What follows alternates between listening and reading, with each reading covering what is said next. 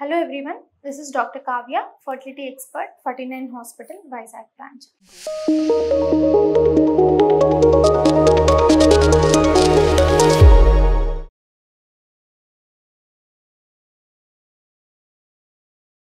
గర్భసంచి లోపల ఏవేం ప్రాబ్లమ్స్ ఉంటే న్యాచురల్ ప్రెగ్నెన్సీ రావడానికి కానీ అదే ఐవీఎఫ్ ప్రెగ్నెన్సీ రావడానికి కానీ ప్రాబ్లమ్స్ అనేవి వస్తాయి అన్నమాట.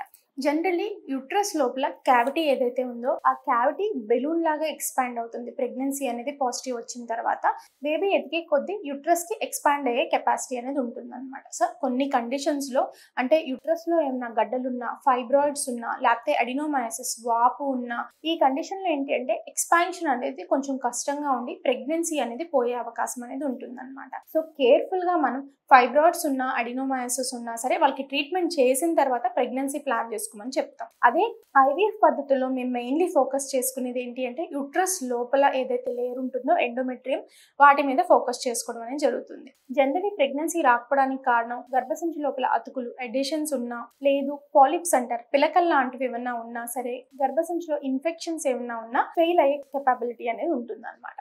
పాలిప్స్ అంటే ఏంటి మేడం అంటే గర్భసంచిలో ఏదైతే ఎండోమెట్రియం ఉంటుందో అది కొంతమందికి ఓవర్ గ్రోత్ అవుతూ ఉంటుంది. అంటే మనకి పింపుల్స్ కొంతమందికి ఎలాగైతే వస్తాయో గర్భసంచి లోపల పాలిప్స్ అనేవి వాళ్ళ యొక్క ఈస్ట్రోజన్ బాడీలో ప్రభావం మూలంగా ఓవర్ గ్రోత్ అవుతూ ఉంటుంది. కొంతమంది పేషెంట్స్కి ఎండోమెట్రియల్ పాలిప్స్ అనేవి తీసేసిన రికరెన్స్ అనేది ఉంటుంది, అంటే మళ్ళీ వచ్చే అవకాశం అనేది ఉంటుంది అనమాట. సో ఈ పాలిప్స్ అనేవి కానీ, ఎడిషన్స్ కానీ, ఇన్ఫెక్షన్స్ కానీ వీటిని ట్రీట్ చేసిన తర్వాత మాత్రమే ట్రీట్మెంట్కి ప్రొసీడ్ చేయడం అనేది జరుగుతుంది.